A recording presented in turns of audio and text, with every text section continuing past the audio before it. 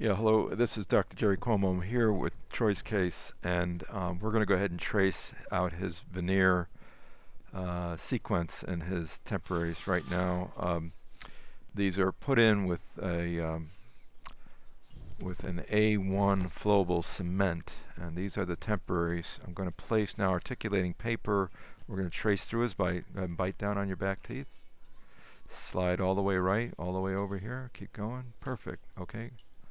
So this is the right occlusion. We're going to keep it in group function.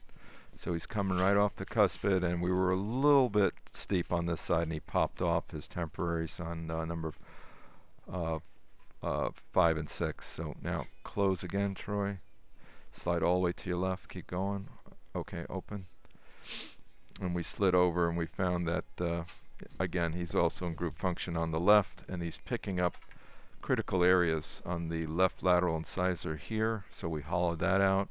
We hollowed out the occlusion on number 11 as well, so you can see the transition going from tooth to veneer. Okay, so we got to make sure that this area is flattened and in here, otherwise we'll be in traumatic occlusion on this side. This side as well, we noticed the right lateral incisor needs to be again hollowed out so that it's even on both veneers and to be in group function. So yeah, there's a lot of details in the occlusion and Troy's bite that are important to keeping the veneers on the teeth. And we express some of the mastic underneath on these temporaries to only cover a small area, about 20% of the surface of his teeth. So we'd like to keep it like that and keep his occlusion in check by allowing the amount of veneer to be less after he goes through the transition from enamel to veneer. Now, Troy, one more time. Close together, please. Slide all the way forward. Open. And in the earlier photos, we noticed that the left side, patient's left side, was hanging down a little too low, and their midline might be slightly skewed. So we want to align the midline again with the eyes in the photograph and in the case mounting. And also bite down again, Troy, and slide forward slowly. Right there, it's good. So, and back a little bit. Okay, you comfortable going out forward? Is that pretty good for you? Okay, and open. So that's it for now. Now we're going to look at color. Now these are characterized temporaries. They were an A1 from Triad. I used the Triad light material, and now hopefully you can see where we ended up. We're kind of close to an A2 right now.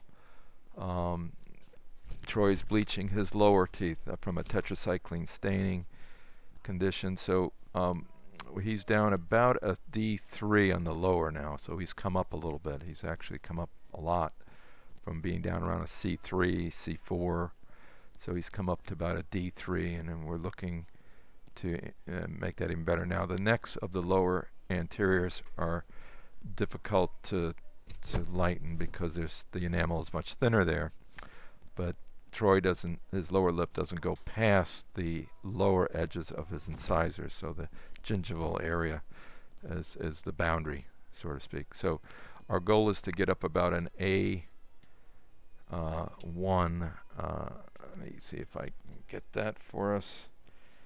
And yeah, an A1 would be more appropriate, only because it's a nice natural color for Troy, and it's a good goal, I think. An A1 and a half is good. So let's take a look at that.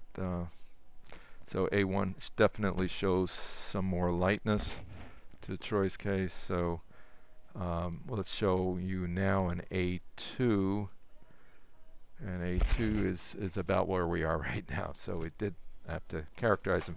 A1 was a little. Actually, my bleach shade that I had out might have been a little lighter than A1, so I didn't want to give Troy too much of a bright smile in his temporaries, but we did characterize him with a little bit of orange and some blue, and we mixed that with a material called Paleoseal, and we were able to paint that on, and then we polished with pumice and tin oxide. So that's where we are from this point on.